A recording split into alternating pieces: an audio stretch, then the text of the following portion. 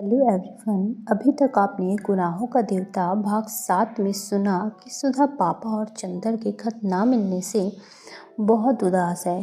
तभी वहाँ पम्मी डॉक्टर शुक्ला से मिलने आती है और उसकी मुलाकात सुधा से होती है। अब आगे। दूसरे दिन सुबह सुधा आंगन में बैठी हुई आलू छील रही थी और चंदर का इंतज़ार कर रही थी। उसी दिन रात को पापा आ गए थे और दूसरे दिन सुबह बुआ जी और विनती। सुधी, किसी ने इतने प्यार से पुकारा कि हवाओं में रस भर गया। अच्छा आ गए चंदर। सुधा आलू छोड़कर उठ बैठी। क्या लाए हमारे लिए लखनऊ से? बहुत कुछ सुधा। के है सुधा? सहसा कमरे में से कोई बोला। चंदर है, सुधा ने कहा। चंदर, बुआ आ गई। और कमरे से बुआ जी बाहर आईं। प्रणाम बुआ जी, चंदर बोला और पैर छूने के लिए झुका। हाँ हाँ हाँ, बुआ जी 3 कदम पीछे हट गई। देख तो ने, हम पूजा की धोती पहने हैं। ये क्या है सुधा? सुधा ने बुआ की बात का कुछ जवाब नहीं दिया। चंदर, चलो अपने कमरे में, यहाँ बुआ पूजा करेंगी। चंदर अलग हटा। बुआ ने हाथ की पंचपात से वहाँ पानी छिड़का और ज़मीन फूकने लगी। सुधा, बिनती को भेज दो। बुआ जी ने धूपदानी में महाराजन से कोयला लेते हुए कहा। सुधा अपने कमरे में पहुंचकर चंदर को खाट पर बिठाकर नीचे बैठ गई। अरे ऊपर बैठो। नहीं, हम यही ठीक हैं, कहकर वह बैठ गई और चंदर की पैंट पर पेंसिल से लकीरें खींचने लगी। अरे ये क्या कर रही हो? चंदर ने पैर उठाते हुए कहा। तो तुमने इतने दिन क्यों लगाए? सुधा ने दूसरे पाइचे में पेंसिल लगाते हुए कहा। अरे बड़ी आफत में फंस गए थे सुधा।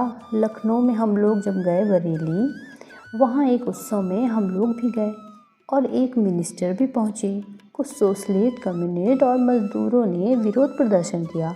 फिर तो पुलिस वालों और मज़दूरों में जमकर लड़ाई हुई। वह तो कहो, एक बेचारा सोशलिस्ट लड़का था, कैलाश मिश्रा। उसने हम लोगों की जान बचाई, वरना पापा और हम दोनों ही अस्पताल में होते। अच्छा, पापा ने तो हमें कुछ बताया ही नहीं। सुधा घबरा कर बोली और बड़ी देर तक बरेली उपद्रव और कैलाश मिश्रा की बातें करती रही। अरे बाहर गा कौन रहा है? चंदर ने सहसा पूछा। बाहर कोई गाता हुआ आ रहा था। आंचल में क्यों बांध लिया मुझ परदेसी का प्यार, आंचल में क्यों। और चंद्र को देखते ही उस लड़की ने चौंक कर कहा, अरे। क्षण भर स्तब्ध और फिर शर्म से लाल होकर भागी बाहर। अरे भागती क्यों है? यही तो है चंदर, सुधा ने कहा। लड़की बाहर रुक गई और गर्दन हिलाकर इशारे में कहा, मैं नहीं आऊँगी, मुझे शर्म लगती है। अरे चलिए आ, देखो हम अभी पकड़ लाते हैं, बड़ी झक्की है ये, कहकर सुधा उठी और वह फिर भागी। सुधा पीछे पीछे भागी। थोड़ी देर बाद सुधा अंदर आई तो सुधा के हाथ में उस लड़की की चोटी और वह बेचारी पूरी तरह अस्त व्यस्त थी। दांत से अपने आंचल का छोर दबाए हुए थी। बाल की 3-4 लटें मुंह पर झुक रही थीं और लाज के मारे सिमटी जा रही थी और आंखें थीं कि मुस्कुराएं या रोएं या तय ही नहीं कर पा रही थीं। देखो चंदर देखो, सुधा हाँफ रही थी। यही है बिनती मुटकी कहीं की, इतनी मोटी है कि दम निकल गया हमारा। सुधा बुरी तरह हाँफ रही थी। चंदर ने देखा बेचारी की बुरी हालत थी।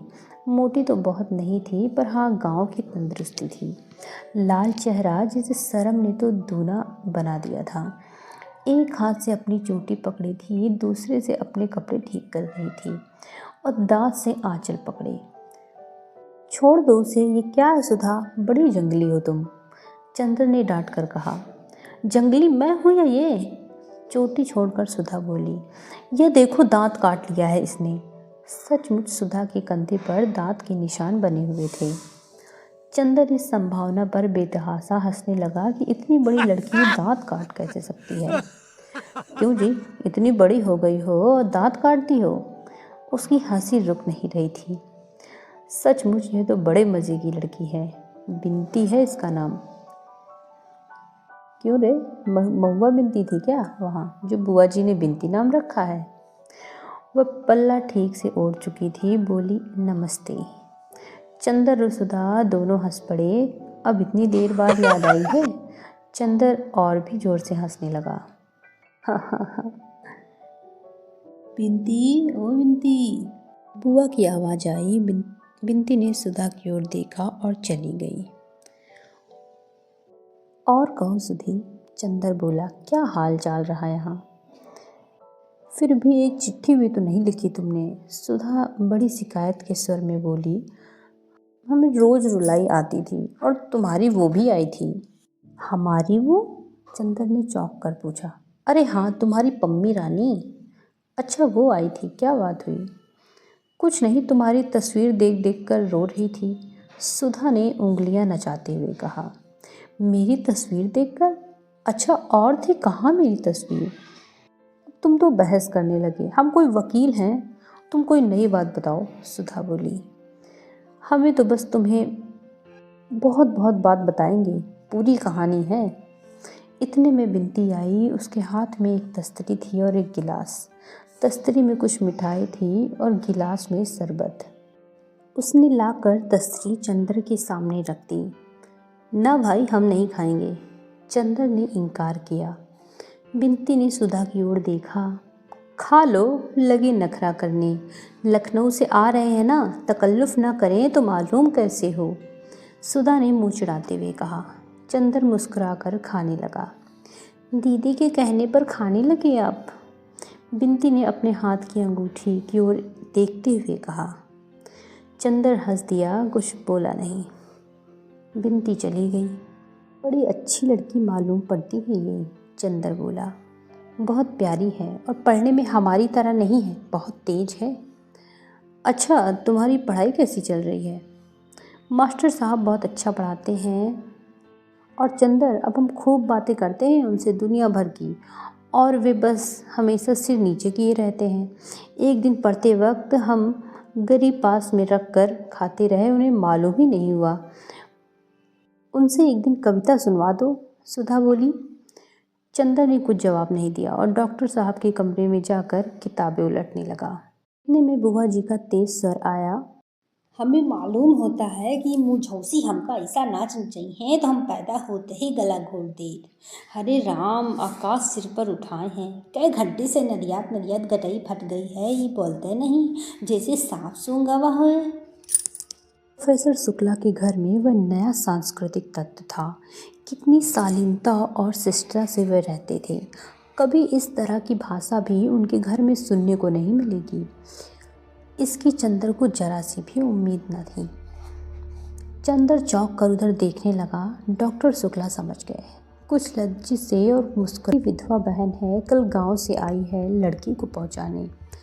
उसके बाद कुछ पटकने का स्वर आया, शायद किसी बर्तन के। इतने में सुधा आई, गुस्से में लाल। सुना पापा तुमने? बुआ बिनती को मार डालेंगी। क्या हुआ आखिर? डॉक्टर शुक्ला ने पूछा। कुछ नहीं, बिनती ने पूजा का पंचपात्र उठाकर ठाकुर जी के सिंहासन के पीछे रख दिया था, उन्हें दिखाई नहीं पड़ा तो गुस्सा बिनती पर उतार रही हैं। इतने में फिर उनकी आवाज़ आई। पैदा करते बखत बहुत अच्छा लाग रहा, पालत बखत टे बोल गए। मर गए रहो तो अपन संतानों अपने साथ ले जाते हो। हमारी मुंह पर ये हत्या काहे डाल गए? ऐसी कुलच्छनी है कि पैदा होते ही बाप का खा गई। सुना पापा तुमने? चलो हम चलते हैं, डॉक्टर शुक्ला ने कहा। सुधा वहीं रह गई। चंदर से बोली, ऐसा बुरा स्वभाव है बुआ का कि बस, बिनती ऐसी है कि इतना बर्दाश्त कर लेती है। बुआ ने ठाकुर जी का सिंहासन साफ करते हुए कहा, रोवत काहे हो? कौन तुम्हारे माई बाप को गरियावा है कि ई हंसुआ ढर काहे रही हो? ये सब चोचला अपने ओका दिखाओ जाके, 2 महीना और है, अब वहीं से उधियानी न जाओ। अभद्रता सीमा पार कर चुकी थी। बिनती, चलो अपने कमरे में अंदर, हटो सामने से, डॉक्टर शुक्ला ने डांट कर कहा। अब ये चरखा बंद होगा कि नहीं? कुछ शर्म हया है कि नहीं तुम में? बिनती से सकते हुए अंदर गए। स्टडी रूम में देखा कि चंदर है तो उल्टे पांव लौट आई सुधा के कमरे में और फूट फूट कर रोने लगी। डॉक्टर शुक्ला लौट आए। अब हम ये सब करें कि अपना काम करें। अच्छा, कल से घर में महाभारत मचा रखा है, कब जाएंगी ये सुधा? कल जाएंगी। पापा, बिंती को कभी मत भेजना इनके पास, सुधा ने गुस्सा भरे स्वर में कहा। अच्छा जाओ, हमारा खाना परसो। चंदर, तुम अपना काम यहाँ करो, यहाँ शोर ज़्यादा हो तो तुम लाइब्रेरी चले जाना, आज भर की तकलीफ़ है। चंदर ने अपनी कुछ किताबें उठाईं और चला जाना ही ठीक समझा। सुधा खाना परोसने लगी। बिंती रो रो कर और तकिए पर सिर पटक कर अपनी कुंठा और दुख उतार रही थी। बुआ घंटी बजा रही थी और दबी जवान में न जाने क्या बकती जा रही थी। यह घंटी की भक्ति भावना भरे मधुर स्वर में सुनाई नहीं देता था। लेकिन बुआ जी दूसरे दिन गई नहीं। जब 3-4 दिन बाद चंदर गया तो देखा बाहर की शहर में डॉक्टर शुक्ला बैठे हुए हैं और दरवाज़ा पकड़कर बुआ जी खड़ी बातें कर रही हैं। लेकिन इस वक्त बुआ जी काफ़ी गंभीर थीं और किसी विषय पर मंत्रण कर रही थी। चंदर के पास पहुंचने पर फौरन वे चुप हो गईं और चंदर की ओर सशंकित नेत्रों से देखने लगी। डॉक्टर शुक्ला बोले, आओ चंदर बैठो। चंदर बगल में कुर्सी खींच कर बैठ गया तो डॉक्टर साहब बुआ जी से बोले, हाँ हाँ बात करो। अरे ये तो घर के आदमी हैं, इनके बारे में सुधा ने नहीं बताया तुम्हें? ये चंदर है हमारे शिष्य, बहुत अच्छा लड़का है। अच्छा अच्छा भैया बैठो, तू तो एक दिन और आए रहो, बीए में पढ़ा तो सुधा के संगे? नहीं बुआ जी, मैं रिसर्च कर रहा हूँ। वाह, बहुत खुशी हुई भाई तो को देख के। हाँ तो सुकुल, वे अपने भाई से बोली, फिर यही ठीक हुई। बिंती का ब्याह टाल दो, अगर ये लड़का ठीक हो जाए तो सुधा का ब्याह आषाढ़ भर में निपटा दो। अब अच्छा नहीं लागत, ठूठ ऐसी बिटिया सोनी मांग लिए छर्रावा करत है हर बार। बुआ बोली, हाँ ये तो ठीक है। डॉक्टर शुक्ला बोले, मैं खुद सुधा का ब्याह अब टालना नहीं चाहता। बीए तक की शिक्षा काफ़ी है, वरना फिर हमारी जाति में तो लड़के नहीं मिलते। लेकिन ये जो लड़का तुम बता रही हो तो घर वाले कुछ ऐतराज़ तो नहीं करेंगे? और फिर लड़का तो हमें अच्छा लगा, लेकिन घर वाले पता नहीं कैसे हो। अरे तो घर वालन से कहा करेगा धोखा? लड़का तो अलग है, अपने आप पढ़ रहा है, और लड़की अलग रही है, न सास का डर न ननद का धौंस। हम पत्री मंगवाई दी थी, मिलवाए लो। डॉक्टर शुक्ला ने स्वीकृति में सिर हिला दिया। तो फिर बिंती के बारे में कहा था? अगहन तक टाल दिया जाए ना? बुआ जी ने पूछा। हाँ हाँ, डॉक्टर शुक्ला ने विचार में डूबे हुए कहा। तो फिर तुम इन जूता पिटाओ बड़नक्कों से कह दियो आए कि कल से हमारी छाती में मूंग दलत है। बुआ जी ने चंदर की ओर किसी को निर्देशित करते हुए कहा और चली गई। चंदर चुपचाप बैठा था, जाने क्या सोच रहा था। शायद कुछ भी नहीं सोच रहा था, मगर फिर भी अपनी विचार शून्यता में ही खोया हुआ सा था। जब डॉक्टर शुक्ला उसकी ओर मुड़े और कहा चंदर, तो वह एकदम से चौंक गया और जाने किस दुनिया से लौट आया। डॉक्टर साहब ने कहा, अरे तुम्हारी तबीयत तो खराब नहीं है? नहीं तो, एक फीकी हंसी हंसकर चंदर ने कहा। तो मेहनत बहुत कर रहे होगे, कितने अध्याय लिखे अपनी थीसिस के? अब मार्च ख़त्म हो रहा है और पूरा अप्रैल तुम्हें थीसिस टाइप कराने में लगेगा और मई में हर हालत में जमा हो जानी चाहिए। जी हाँ, बड़े थके स्वर में चंदर ने कहा। 10 अध्याय हो ही गए हैं, 3 अध्याय और होने हैं और अनुक्रमणिका बनानी है। अप्रैल के पहले सप्ताह तक खत्म हो ही जाएगा। अब सिवा थीसिस के और करना ही क्या है? एक बहुत गहरी सांस लेते हुए चंदर ने कहा और माथा थाम कर बैठ गया। कुछ तबीयत ठीक नहीं है तुम्हारी, चाय बनवा लो। लेकिन सुधा तो है नहीं ना महाराजिन, डॉक्टर साहब बोले। अरे सुधा? सुधा के नाम पर तो चंदर चौंक गया। हाँ, अभी वह सुधा के ही बारे में सोच रहा था जब बुआ जी बात कर रही थी। क्या सोच रहा था? देखो, उसने याद करने की कोशिश की पर कुछ याद ही नहीं आ रहा था। पता नहीं क्या सोच रहा था, पता नहीं था। कुछ सुधा के ब्याह की बात हो रही थी शायद। क्या बात हो रही थी? कहाँ गई सुधा? चंदर ने पूछा। आज शायद साबिर साहब के यहाँ गई है, उनकी लड़की उनके साथ पढ़ती है ना, वहीं गई है बिंती के साथ। अपने इम्तहान को कितने दिन रह गए हैं, अभी घूमना बंद नहीं हुआ उनका? नहीं, दिन भर पढ़ने के बाद उठी थी, उसके भी सिर में दर्द हो रहा था तो चली गई। घूम फिर लेने दो बेचारी को, अब तो जा ही रही है। डॉक्टर शुक्ला बोले, एक हंसी के साथ जिसमें आंसू छलक पड़ते हैं। वहाँ तय हो रही है सुधा की शादी, बरेली में।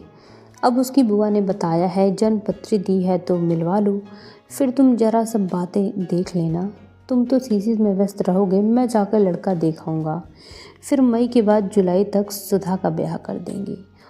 तुम्हें डॉक्टरेट मिल जाएगा और यूनिवर्सिटी में जगह मिल जाए। बस हम तो लड़का लड़की दोनों से फारिग। डॉक्टर शुक्ला ने बहुत अजब से स्वरों में बोले। अंदर चुप रहा। बिंती को देखा तुमने?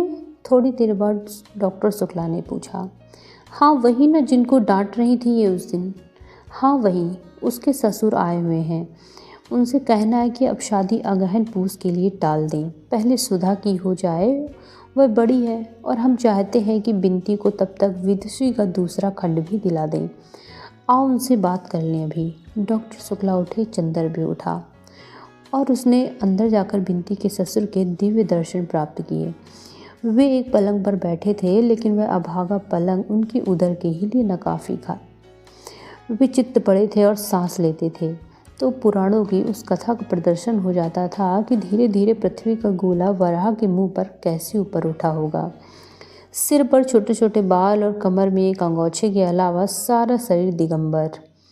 सुबह शायद गंगा नहाकर आए थे, क्योंकि पेट तक में चंदन रोली लगी हुई थी। डॉक्टर शुक्ला जाकर बगल की कुर्सी पर बैठ गए।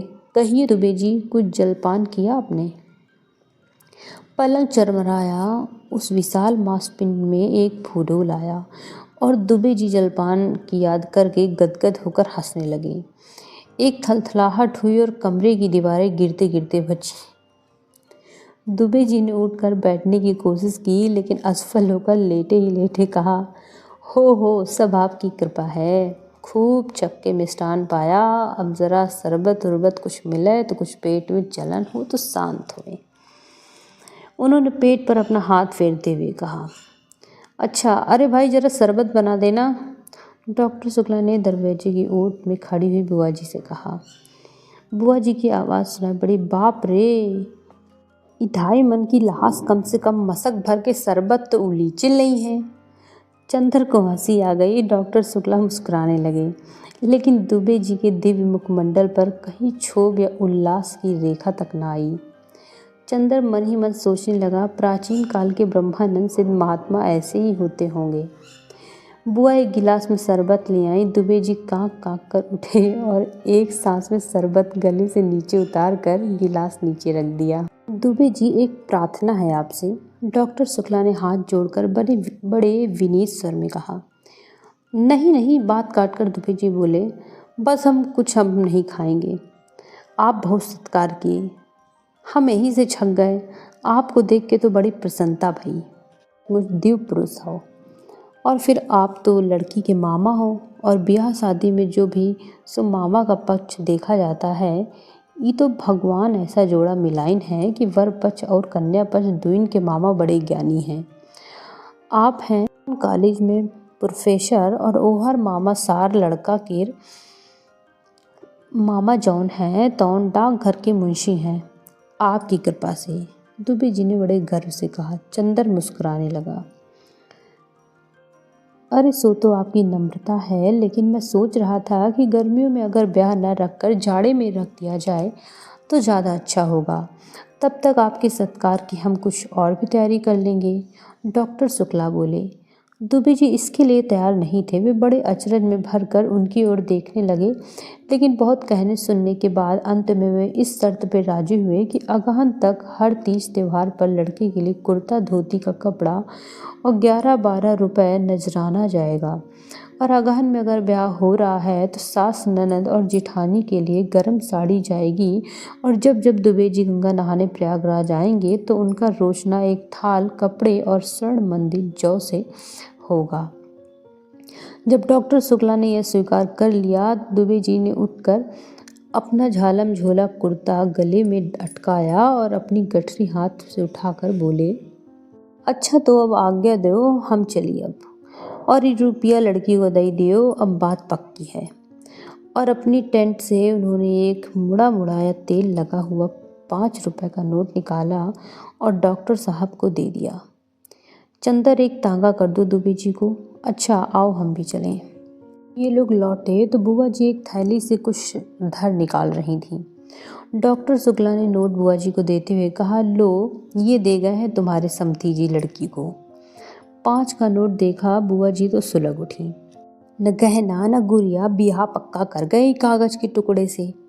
अपना आप तो सोना रुपया और कपड़ा सब लीले को तैयार है, और देत की दई पेट पिराता है जूता पिटाऊ का। अरे राम चाहिए तो जमदूत की ई लहास का की बोटी बोटी करके राम जी के कुत्तन का खिलई है। चंदर हंसी के मारे पागल हो गया। बुआ जी ने थैली का मुंह बांधा और बोली, अबहिन तक बिनती का पता नहीं, और तुर्कन मलिच्छिन के हियाँ कुछ खा पी लीस तो फिर हमरे हियाँ गुजारा नहीं होगा। बड़ी आज़ाद हुई गई है सुधा के सह पाए के। आवे देव आज हम भद्रा उतारी थी का। डॉक्टर शुक्ला कमरे में चले गए। चंद्र को प्यास लगी थी। उसने बुआ जी से एक गिलास पानी मांगा। बुआ जी ने एक गिलास में पानी दिया और बोली, बैठ के पियो बेटा, बैठ के। कुछ खाए का देई? नहीं बुआ जी। बुआ बैठकर हंसी से कटहल छीलने लगी और चंदर पानी पीता हुआ सोचने लगा, बुआ जी सभी से इतनी मीठी बात करती हैं तो आखिर बिनती से इतनी कटु क्यों हैं? इतने में अंदर चप्पलों की आहट सुनाई पड़ी। चंदर ने देखा सुधा और बिनती आ गई हैं। सुधा अपनी चप्पल उतार कर अपने कमरे में चली गई और बिनती आंगन में आई। बुआ जी के पास आकर बोली, लाओ हम तरकारी काट दें। चल हटो घर, पहले नहाए जाके। कुछ खाए पिए न रहो? इतनी देर कहाँ घूमत रहो? हम खूब अच्छी तरह जानी थी तो हमार नाक कटाए के रहबो। दुल्हन के ढंग सीखे हैं? बिनती चुप। एक तीखी वेदना का भाव उसके मुंह पर आया। उसने आंखें झुका ली, रोई नहीं और चुपचाप सिर झुकाए हुए सुधा के कमरे में चली गई। चंद्र क्षणभर खड़ा रहा, फिर सुधा के पास गया। सुधा के कमरे में अकेले बिनती खाट पर पड़ी थी, औंधे मुंह तकिया में मुंह छिपाए। चंद्र को जाने कैसा लगा। उसने मन में बेहद तरस आ गया था इस बेचारी लड़की के लिए, जिसके पिता है ही नहीं और जिसे प्रताड़ना के सिवा कुछ नहीं मिला। चंद्र को बहुत ही ममता लग रही थी इस अभागिन के लिए। वह सोचने लगा, कितना अंतर है दोनों बहनों में। एक बचपन से ही कितने असीम दुलार, वैभव और स्नेह में पली है, और दूसरी प्रताड़ना और कितने ही अपमान में पली, और वह भी अपनी ही सगी माँ से, जो दुनिया भर के लिए कितनी स्नेहमयी है, और बस अपनी लड़की को छोड़कर। वह कुर्सी पर बैठकर चुपचाप यही सोचने लगा, अब आगे भी इस बेचारी को क्या सुख मिलेगा। ससुराल कैसी है यह तो ससुर को देखकर ही मालूम देता है। इतने में सुधा कपड़े बदलकर हाथ में किताब लिए उसे पढ़ती हुई उसी में डूबी हुई आई और खाट पर बैठ गई। अरे बिनती, कैसी पड़ी हो? अच्छा तुम हो चंदर। बिनती उठो, उसने बिनती की पीठ पर हाथ रखकर कहा। बिनती जो अभी तक निचेष्ट पड़ी थी, सुधा के ममता भरे स्पर्श पर फूट फूट पर रो पड़ी। तो सुधा ने चंदर से कहा, क्या हुआ बिनती रानी को? और बिनती भी जोरों से सिसकियां भरने लगी। तो सुधा ने चंदर से कहा, कुछ तुमने कहा होगा। 14 दिन बाद आए और आते ही लग गए रुलाने उसे। कुछ कहा होगा तुमने, समझ गए। घूमने के लिए फिर उसे डांटा होगा। हम साफ साफ बता देते हैं चंदर, हम तुम्हारी डांट सह लेते हैं। इससे मतलब ये नहीं है कि तुम इस बेचारी पर भी रोब झाड़ने लगोगे। इससे कभी कुछ कहा तो अच्छी बात नहीं होगी। तुम्हारे दिमाग का कोई पुर्जा ढीला हो गया है क्या? मैं क्यों कहूँगा बिनती को कुछ? बस फिर यही बात तुम्हारी बुरी लगती है। सुधा बिगड़ कर बोली, क्यों नहीं कहोगे तुम बिनती को कुछ? जब हमें कहते हो तो उसे क्यों नहीं कहोगे? हम तुम्हारे अपने हैं तो क्या वो तुम्हारी अपनी नहीं है? चंदर हंस पड़ा। अरे सुख क्यों नहीं है, लेकिन तुम्हारे साथ ना ऐसे निभाा और ना वैसे निभाा, ये सब कुछ हम नहीं जानते। क्यों रो रही है ये? सुधा बोली धमकी के स्वर में। बुआ जी ने कुछ कहा था, चंदर बोला। तो उसके लिए क्या रोना, इतना समझाया था तुझे कि वो तो उनकी आदत है, हंसकर टाल दिया कर। चल उठ। हंसती है कि गुदगुदाऊं? सुधा ने गुदगुदाते हुए कहा। बिनती ने उसका हाथ पकड़कर झटक दिया और फिर से सिसकियां भरने लगी। नहीं मानेगी तू? सुधा बोली, अभी ठीक करती हूँ तुझे मैं। चंदर पकड़ो तो इसका हाथ। चंदर चुप रहा। नहीं उठे। उठो तुम, इसका हाथ पकड़ लो तो अभी हम इसको हंसाते हैं। सुधा ने चंदर का हाथ पकड़कर बिनती की ओर बढ़ाते हुए कहा। चंदर ने अपना हाथ खींच लिया और बोला, वह तो रो रही है और तुम बजाय समझाने के उसे परेशान कर रही हो। अरे जानते हो क्यों रो रही है? अभी इसके ससुर आए थे, वो बहुत मोटे थे, तो वे सोच रही है कहीं वो भी मोटे हों। सुधा ने फिर उसकी गर्दन गुदगुदा कर कहा। बिनती हंस पड़ी। सुधा उछल पड़ी, लो ये तो हंस पड़ी, अब रोगी अब रोगी। अब फिर सुधा ने गुदगुदाना शुरू किया। बिनती पहले तो लौट गई, फिर पल्ला संभालते हुए बोली, छी दीदी, वो बैठे हैं कि नहीं? और उठकर बाहर जाने लगी। कहाँ चली? सुधा ने पूछा। जा रही हूँ नहाने। बिनती पल्लू से ढकते हुए चल दी। क्यों, मैंने तेरा बदन छू लिया इसलिए? सुधा हंसकर बोली, ए चंदर, वो गेजू का छोटा भाई है ना हसरत, मैंने उसे छू लिया तो फौरन उसने जाकर अपना मुंह साबुन से धोया और अम्मी जान से बोला मेरा मुंह जूठा हो गया। और आज हमने गेसू के अख्तर मियाँ को देखा, बड़े मजे के हैं। मैं तो गेसू से बात करती रही, लेकिन बिनती और फूल ने बहुत छेड़ा उन्हें। बेचारे घबरा गए। फूल बहुत चुलबुली है और बड़ी नाजुक, बड़ी बोलने वाली है, और बिनती और फूल का खूब जोड़ा मिल गया। दोनों खूब गाती हैं। बिनती गाती भी है? चंदर ने पूछा। हमने तो रोते ही देखा है। अरे बहुत अच्छा गाती है। इसने एक गांव का गाना गाया, बहुत अच्छा गाया था। अरे देखो, वह सब बताने में हम तुम पर गुस्सा होना तो भूल ही गए। कहाँ रहे 4 रोज? बोलो बोलो, बताओ जल्दी से। व्यस्त थे सुधा, अब थी हैं। इधर हम लगातार 5 घंटे से बैठकर लिखते थे। चंदर बोला। 5 घंटे? सुधा बोली। दूध आजकल पीते हो कि नहीं? हाँ 3 गाय खरीद ली हैं, चंदर बोला। नहीं, मजाक नहीं, कुछ खाते पीते रहना, कहीं तबीयत खराब हुई तो। अब हमारा इम्तहान है, पड़े पड़े मक्खी मारोगे और हम ये भी नहीं आ सकेंगे। अब कितना कोर्स बाकी है तुम्हारा? कोर्स तो ख़त्म था हमारा, कुछ कठिनाइयाँ थीं जो पिछले 2-3 हफ्ते में मास्टर साहब ने बता दी थीं। अब दोहराना है, लेकिन बिनती का इम्तहान मई में है, उसे भी तो पढ़ाना है। अच्छा, अब हम चलें? अरे बैठो, फिर जाने के कई दिन बाद आओगे। आज बुआ तो चली जाएंगी, फिर कल से यहीं पढ़ो ना। तुमने बिनती के ससुर को देखा था? हाँ देखा था। चंदर उसकी रूपरेखा याद करके हंस पड़ा। बाप रे, पूरे टैंक थे वो। बिनती की ननद से तुम्हारा ब्याह करवा दें, करोगे? सुधा बोली। लड़की इतनी ही मोटी है, उसे कभी डांट लेना तो देखेंगे तुम्हारी हिम्मत। ब्याह? एकदम से चंदर को याद आ गया। अभी बुआ ने बात की थी सुधा के ब्याह की, तब उसे कैसा लगा था? कैसा लगा था? उसका दिमाग घूम गया था। लगा जैसे एक असहनीय दर्द था। यह क्या था जो उसकी नस नस को तोड़ गया एकदम? सो दोस्तों, अगर आपको ये कहानी पसंद आ रही है तो वीडियो को लाइक ज़रूर कर दें, और इसी तरह की बेहतरीन कहानियाँ सुनने के लिए चैनल को सब्सक्राइब ज़रूर कर दें। धन्यवाद।